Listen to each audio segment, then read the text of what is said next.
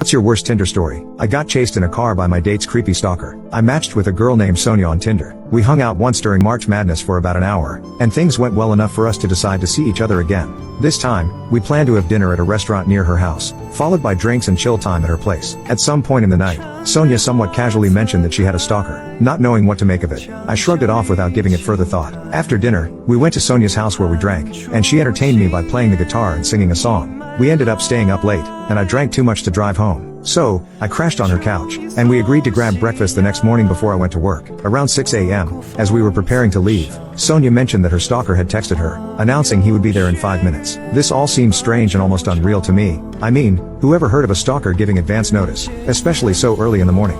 But regardless, we went ahead with our plan, since I was too tired and hungover to question it. Sonia's house is near a campus, and my car was parallel parked on one of the many one-way streets. Just as I was about to pull out, a minivan stopped beside me, blocking my way. The driver rolled down his window and yelled, "But I said I loved you."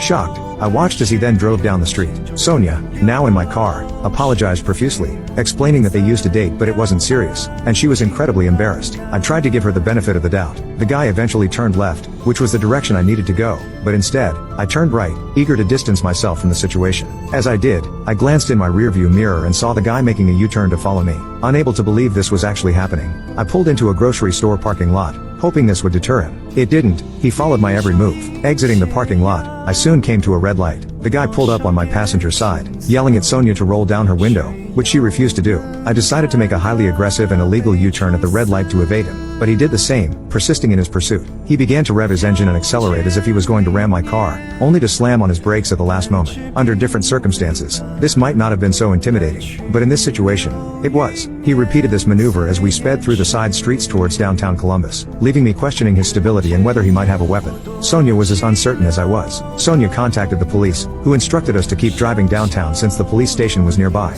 I tried to lose him or at least put some cars between us, but with so little traffic at this early hour, it proved impossible. We continued on to the police station, and as we pulled in, he drove past us. After waiting a few minutes, we decided to proceed to breakfast. Sonia paid, but I could barely eat, my heart still pounding from the chase. Post-breakfast, Sonia still needed a ride home. I was reluctant to go anywhere near her house again, but the police were also heading there, so I dropped her off and headed to work, now thoroughly awake. Needless to say, things didn't work out between me and Sonia.